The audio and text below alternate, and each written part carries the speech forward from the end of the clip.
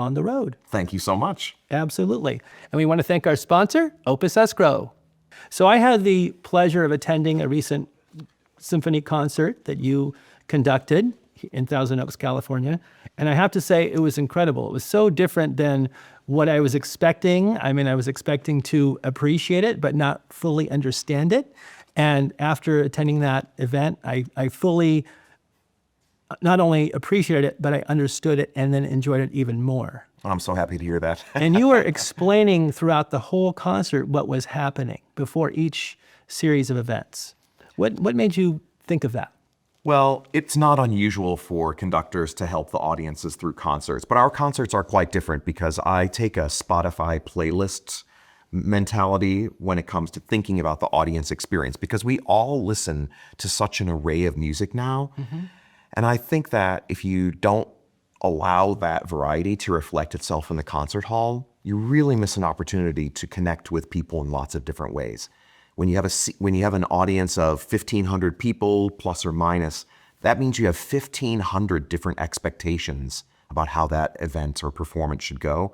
And I always found that a bit daunting, mm-hmm. But then I decided, if I just have some umbrella topics or themes, then it really gives me an opportunity to weave in lots of different music. And I was really curious how the veteran orchestra goer would feel mm-hmm. if we almost did a bit of a whiplash of music where we kind of went this era and then back to that genre, and then we had a little bit of audience interplay. And of course, change is always a tricky thing. Right. So some of our folks would say, I don't want to do that little sing-along at the end, and they would leave. But we have so few people leaving now, right? Because as many of our founding audience members would say to me, I didn't think I would like it, but when you ask the audience how many are there for the first time, and a third of the hands raised indicate that the answer to that question, they say, right. Because I've been telling you, keep developing your audience.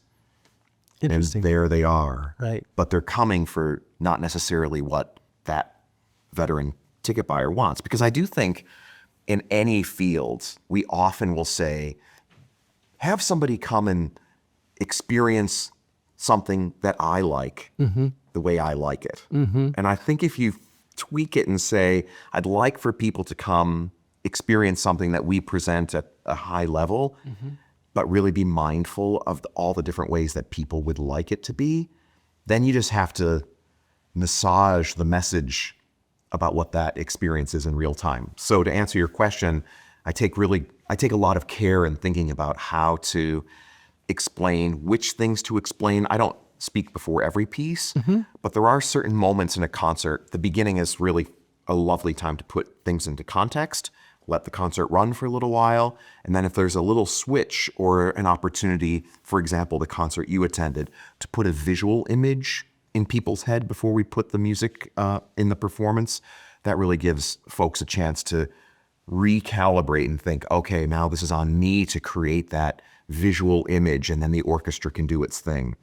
So I think that's really important. Mm-hmm. And you just have to be respectful of the fact that people are there because they've decided to be there. People want to have a great time. They want to enjoy what's happening on stage, but they're all coming from this wildly diverse world of music. Right.